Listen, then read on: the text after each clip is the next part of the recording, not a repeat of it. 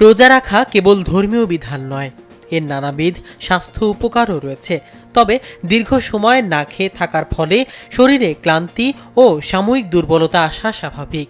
সঠিক খাদ্যাভ্যাস ও পরিকল্পিত জীবনযাপনের মাধ্যমে পুরো মাস জুড়ে সুস্থ থাকা সম্ভব। সারাদিনের শক্তি ধরে রাখতে সেহরিতে জটিল কার্বোহাইড্রেট যেমন লাল চালের ভাত ও হোল গ্রেন রুটি বেছে নিন। এগুলো ধীরে ধীরে শক্তি সরবরাহ করে। প্রোটিনের উৎস হিসেবে ডিম, ডাল বা দই এবং স্বাস্থ্যকর চর্বির জন্য বাদাম ও বীজ খাদ্য তালিকায় রাখুন।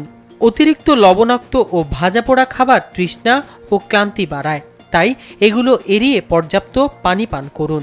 শরীর সতেজ রাখতে হালকা হাঁটাচলা বা স্ট্রেচিংয়ের মতো মৃদু ব্যায়াম করা যেতে পারে, তবে অতিরিক্ত পরিশ্রম পরিহার করা শ্রেয়। ইফতার ও সেহরির কারণে ঘুমের ব্যাঘাত ঘটলে ক্লান্তি বাড়ে, তাই ঘুমের একটি নির্দিষ্ট রুটিন মেনে চলা জরুরি। তীব্র রোদ এড়িয়ে চলুন এবং পানি শূন্যতার লক্ষণ দেখা দিলে চিকিৎসকের পরামর্শ নিন। আত্মসংযমের এই মাসে শরীরের সঠিক যত্ন নিলে পুরো রমজানে সজীব থাকা সম্ভব।